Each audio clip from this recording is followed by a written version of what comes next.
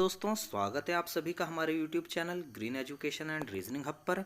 दोस्तों आज हम डीडी शर्मा की सीरीज को आगे बढ़ाते हुए बड़े आ अक्षर से संबंधित शब्दों के बारे में यहाँ पढ़ेंगे। इससे पूर्व हम छोटे आ अक्षर से संबंधित जितने भी शब्द थे वो आपको यहाँ पढ़ा चुके हैं। उम्मीद करता हूँ कि आपने वो नोट्स बना लिए होंगे और उन्हें पढ़ भी लिया होगा। दोस्तों इस वीडियो को हमारी ज़्यादा से ज़्यादा शेयर करें ताकि ज़्यादा से ज़्यादा बच्चों को इस वीडियो का फ़ायदा मिल सके। तो चलिए दोस्तों आज शुरू करते हैं बड़ा आ अक्षर से संबंधित जितने भी शब्द हैं। तो देखिए पहला शब्द है आपका आंचल विवाह।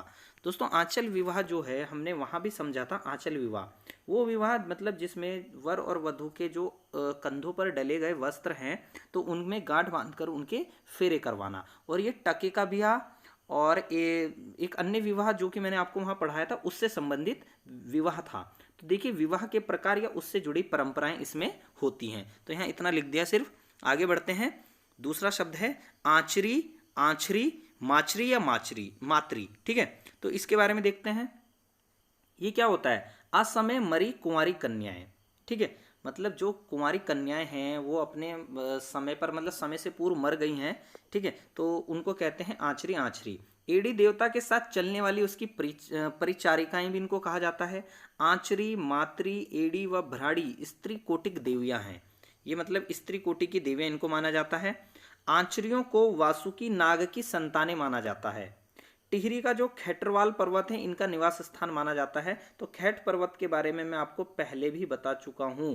ठीक है, तो खैट पर्वत जो है ये परियों का देश कहा जाता है, इन्हीं आंचरी या आंचरियों का देश। ठीक है, तो इसी से संबंधित है वो परियों का देश। कभी पूछे खैट पर्वत कहाँ है तो यहाँ लिखा है खैटरवाल पर्वत। तो ये आपका टिहरी गढ़वाल जनपद में है। ठीक है, चलिए आगे बढ़ते। आंठे, अगला शब्द है आंठे।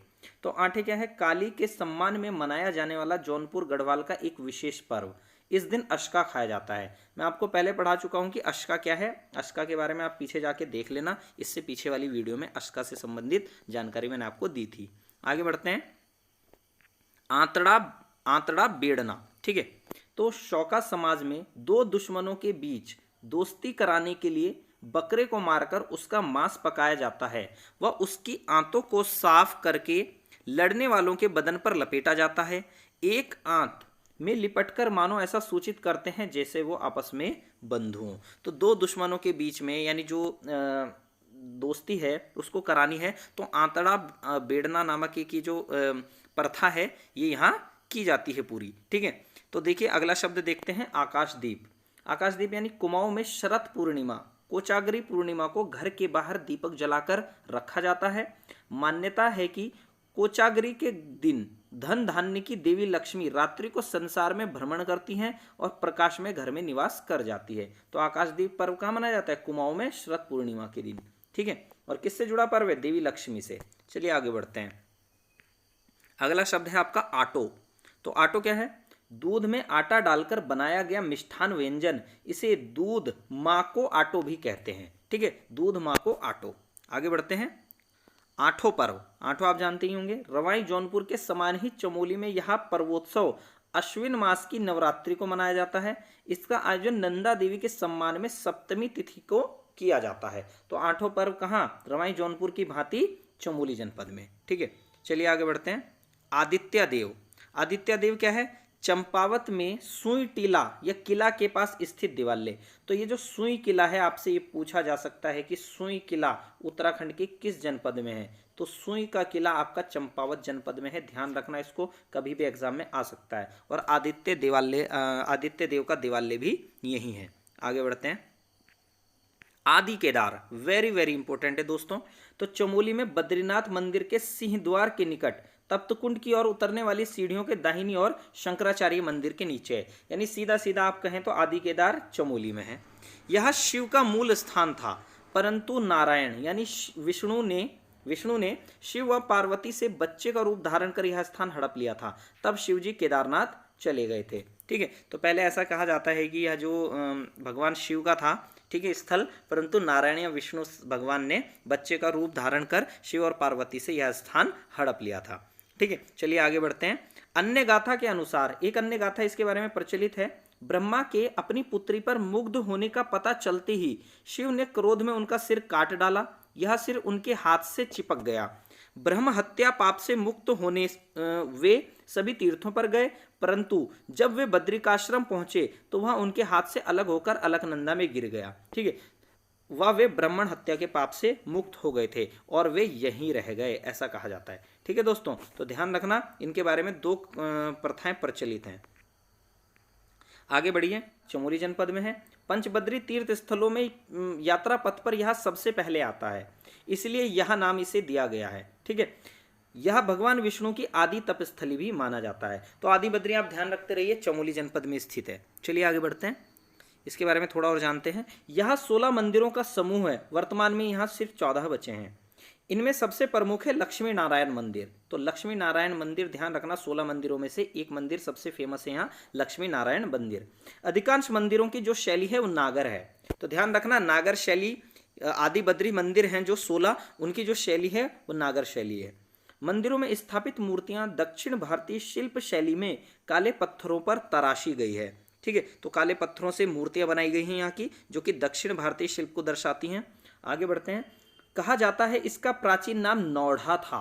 ध्यान रखना, यह अतः बैशाख के 5वें व ज्येष्ठ के प्रथम सोमवार को नौढ़ा मेला भी यहाँ लगता है, इसे लठमार मेला भी कहते हैं। तो ध्यान रखना, नौढ़ा, यहाँ नौढ़ा लिखा है तो एक जगह नौढ़ा, नौठा कौथिक भी इसको कहते हैं। तो नौठा कौथिक कहाँ लगता है आपका, जिसे लठमार मेला भी कहते हैं, चमोली जनपद में। इसको भी आप ध्यान रखना बच्चों, वेरी वेरी इंपॉर्टेंट है ये। ठीक है, चलिए आगे बढ़ते हैं। आल, आपको तो पता ही है आल।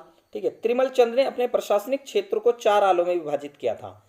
जबकि हम पढ़ते हैं यहाँ त्रिमल चंद, ये गलत लिख रहे हैं मेरे हिसाब से डी शर्मा जी, ये सोमचंद ने 4 आलों में बांटा था। ठीक है, अपना जो उन्होंने किला निर्मित किया था चंपावत में, उसके चारों तरफ इन्होंने 4 आल नियुक्त किए थे, बोरा, चौधरी, कार्की और तड़ागी। ठीक है, तो चारों कोनों पर वो किए थे, परंतु यहाँ लिख रहे हैं जो डी शर्मा, वो कह रहे हैं कि त्रिमल चंद ने अपने प्रशासनिक क्षेत्र को 4 आलों में विभाजित किया था। ठीक है, चलो खैर आगे बढ़ते हैं। चौधरी, बोरा, कार्की, तड़ागी, इसके अतिरिक्त 12 अधिकारी जातीय संगठन प्रशासनिक व्यवस्था को ध्यान रखते थे। ठीक है, 12 अधिकारी भी थे जो जातीय संगठन प्रशासनिक व्यवस्था का ध्यान रखते थे। जौनसार बाबर में आज भी यह व्यवस्था देखी जाती है, जहां पर आलों को भेड़ा में तथा भेड़ा को दाईचारे में संगठित किया गया है। दाईचारा वहां की पंचायत खत खुमरी की न्याय व्यवस्था में एक महत्वपूर्ण स्थान रखती है। तो ध्यान रखना, दाई चारा जो शब्द है वो जौनसार बाबर से संबंधित है और आल से जुड़ता है शब्द। ठीक है, और इनका काम क्या है, वहाँ की पंचायत खत खुमरी की न्याय व्यवस्था में एक महत्वपूर्ण स्थान रखती है ये दाई चारा। ठीक है, तो ध्यान भी रखना, जौनसारियों की पंचायत का नाम है वो खत खुमरी है। ठीक है, जो इसका हेड होता है वो सैयाणा होता है, और 4 सैयाणा मिलकर एक सदर सैयाणा का निर्माण करते हैं। ये आपको पता होना चाहिए, सवाल एग्जाम में पूछा जा चुका है कि कितने सैयाणा मिलकर एक सदर सैयाणा बनाते हैं। तो खतखुमरी है आपकी जौनसारियों की पंचायत का नाम। चलिए आगे बढ़ते हैं।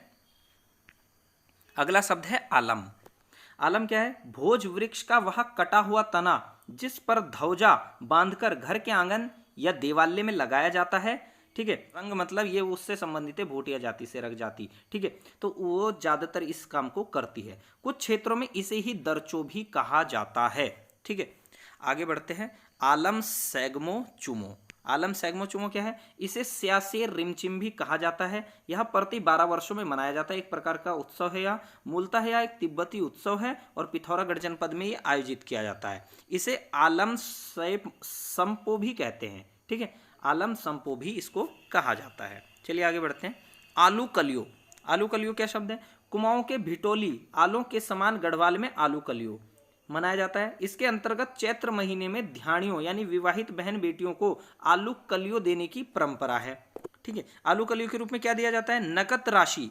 ठीक है, पकवान, वस्त्र, मिठाई मायके की ओर से भेजी जाती थी। ठीक है, तो आलू कलियो जो पर्व है वो इस तरह से मनाया जाता है, यानी अपनी जो विवाहित बहन बेटियों को एक तरह से मायके की तरफ से कुछ पैसे, पकवान और वस्त्र, मिठाई इत्यादि भेजे जाते हैं। तो दोस्तों ये थे डी शर्मा के बड़ा आ अक्षर से संबंधित शब्द। तो दोस्तों इनमें बहुत सारी महत्वपूर्ण चीज़ें थी जो कि मैंने आपको सारी पढ़ा दी हैं, तो आप इनको तैयार कर लें, इनके भी नोट्स आप बना लें। ठीक है दोस्तों, तो फिर मिलते हैं अगले लेक्चर में। आज के लिए इतना ही, धन्यवाद।